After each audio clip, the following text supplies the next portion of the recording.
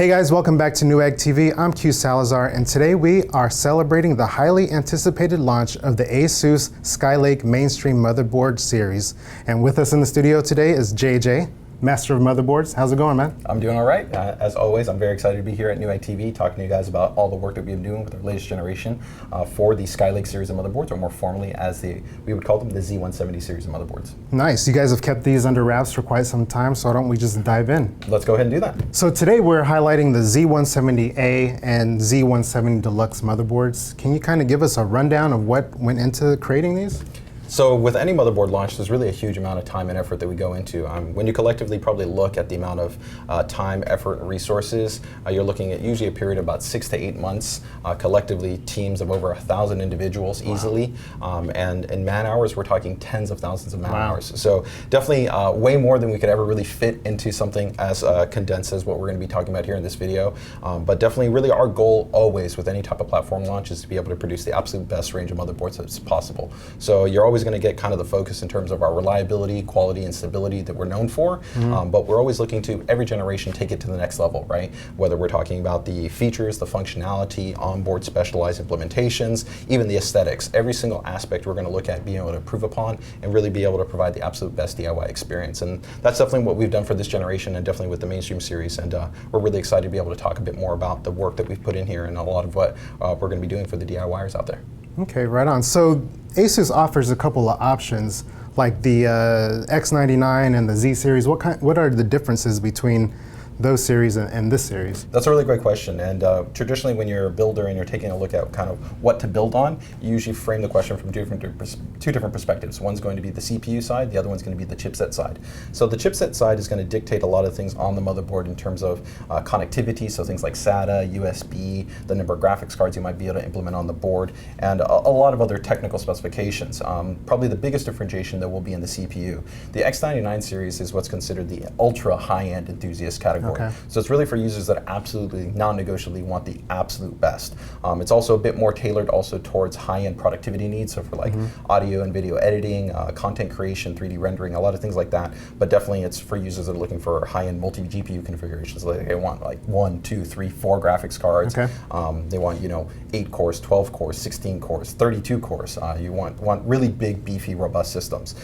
For the Z170 series, this is the performance mainstream series. So this is actually for most users going to probably be the most relevant type of boards that they're going to look at when they talk about building a gaming PC, or they actually talk about building any type of PC, whether you're talking about content creation, general productivity, general usage, whatever it might be. So they offer the best balance of being able to give you a lot of flexibility at being able to enable things like overclocking, as well as giving you a great balance on all the core specifications that we talked about. So things with like SATA connectivity, USB, PCIe expansion. The main thing you're going to generally pull back on will be in areas of the number of PCIe devices that you can expand upon, the number of cores that you have available to you in your CPU, and the number of memory modules that you can install. These boards for this generation will offer you only a maximum of 4 memory slots. On X99 you can go up to 8 memory slots. So you go up to like 128 gigabytes worth of memory, where on these platforms you're going to probably be looking at a maximum of about 32 gigabytes, maybe potentially 64 gigabytes down the road. So I'm a gamer and I know these boards are good for gaming, but who else are you guys kind of targeting with these boards here?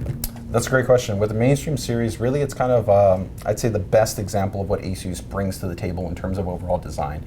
Historically, we're known for offering premium boards, great in terms of reliability, stability, things along those lines, but we're also looking to really elevate the experience as a DIYer, right, in terms of aspects such as improved overclocking, more advanced audio, improved networking connectivity, better fan controls, more robust software, a lot of other different aspects. So I think you can definitely see that overall from a work perspective and the features and functionality, we try to really make it as flexible for whatever type of user you are, whether it's somebody like yourself, a gamer, or the different types of users that we talked about.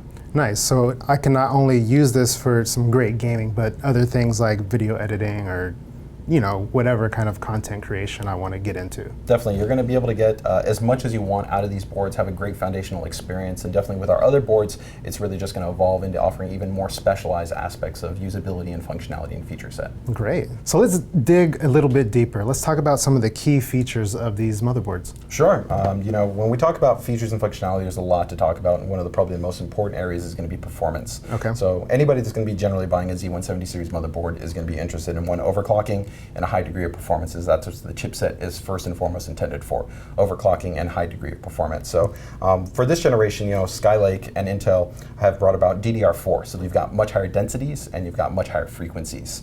So take for instance, on both of these boards, we have a new specialized design that we've implemented in terms of the DRAM layout on the boards. Okay. This is what's referred to as our T-Topology design. So when you look at a motherboard really closely, you see all these little lines. These are what are referred to as traces. They help to essentially create the signaling between the memory and like the CPU and how everything works together. So this helps us to really maximize performance. And what we've been actually able to achieve in our labs is being able to have full memory population. So that means 4 memory slots, all filled, and be able to reach really high memory frequencies. Actually, as high right now as 3,400 megahertz. Wow. And we expect actually over time to even be able to go greater than that. And as a gamer or as an enthusiast or as a content creator, you also want to be able to leverage those higher densities with higher memory. So you're talking about maybe 16 gigabytes, 32 gigabytes. Right. But beyond that, when we also talk about performance, we talk about overclocking. This is an area that we always focus on with our board design. Okay. And one of the really key things that we want to be able to do is enable a smooth and easy experience when it comes to overclocking, as it can be sometimes challenging for different types of users, especially like yourself. There's a lot of gamers out there that have never overclocked before. I don't know if you've ever had overclock. Not too much experience. So. Okay, so that's definitely one of the things that we want to try to make a much simpler process. Okay. So we have our 5-way optimization technology. So what this will do is actually at the touch of a button allow you to automatically overclock your CPU. The really special part is going to be that it's dynamic and it's system specific. Generally when you talk about overclocking, it's usually somebody that puts in a preset number, and when you put in your CPU and you click a button, it will attempt to reach that number. The problem is not all CPUs are made equal.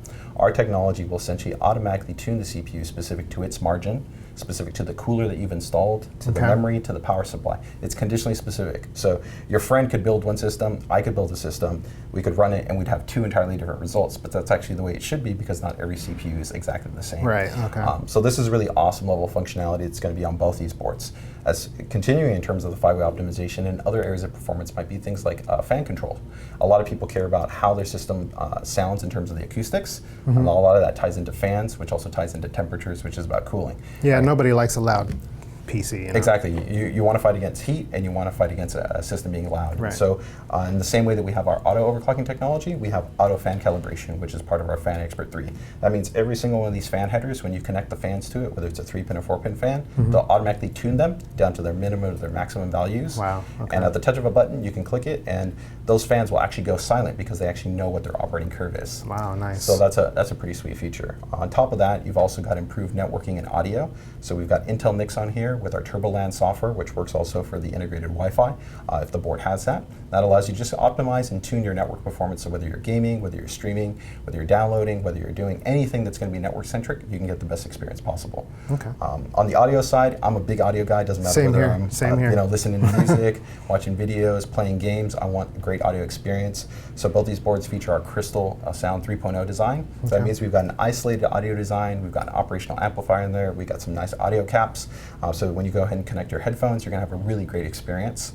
And then rounding things out, there's going to be a lot of supplemental features that we have here that really just make the overall building process easier, more efficient, and overall a superior experience that you're going to have compared to, let's say, more basic boards or boards that really don't bring that level of attention to detail. So what are the differences between the Z170-A and the Z170-Deluxe? That's a really great question. It's actually probably one of the most common questions that we get from a lot of builders, especially because there is a bit of a price difference between the A and the Deluxe. But first and foremost, we want to say always is that from a quality standpoint, reliability, stability, unilaterally they're going to be the same. You're not going to get one that's going to be inferior in any way. It really comes down to the supplemental specifications. And what we mean by that is going to be that if a user wants to, let's say, have 10 hard drives connected, the Deluxe might be a better option because it has more SATA ports than what you're going to have on, let's say, the Dash A.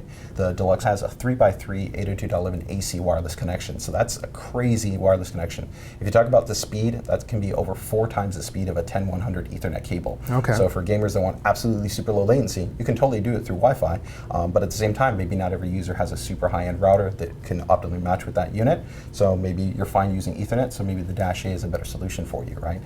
So it's going to be really in those key areas. The Deluxe also has dual NIC while the Dash A has a single NIC, but both of them still feature an Intel NIC, which is going to be a big improvement as opposed to a traditional standard NIC. So in a lot of areas, they're going to be very similar, and in I think the most important areas, all those previous features that we talked about and a lot more are going to be consistent between these. It's just going to be in terms of those key specifications, which generally are tied into expansion, which is going to be the largest differences. The last point that I'll make where there's a little bit of difference is you talked about caring about temperature, right?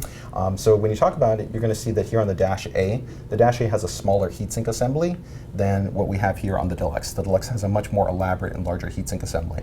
So when you talk about overclocking capability, both these boards could overclock no problem to, let's say, like 4.8 gigahertz if our CPU could do that. But this one is going to run a little bit hotter. Now we use outstanding, very high quality components on this board, and this board offers same thing, very high quality power components. But this has a bigger heatsink that essentially allows it to run cooler, right? So in both situations, great stability, but if you're somebody that wants the absolute best in terms of temperature performance, this is the better choice. So that's going to be probably one of the last differences that you have between these two.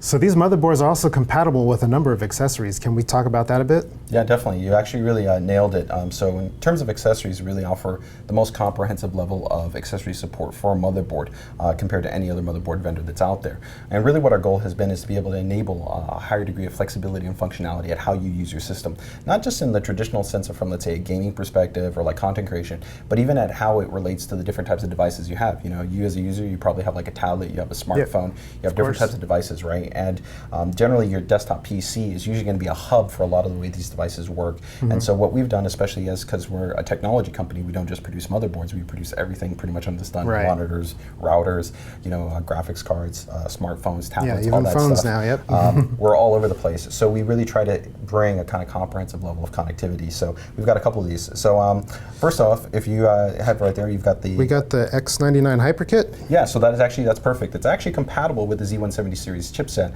but it went ahead and it was developed here for the Z170 chipset. So you can take a look at it right here. This is pretty cool. What this will allow you to do is support U.2. So U.2 is a new type of form factor for high-speed storage devices. So for users that are looking for even more performance than what you're going to have from, let's say, traditional SATA-based SSDs, you can use that. You can go ahead and bring that onto the boards and you're good to go. And we'll even be coming out with a revised version that has a flexible ribbon design so that if users want to run 2 GPUs on their motherboard, they can still go ahead and have that equipped in there. So that's going to be a great option. So what do we have here?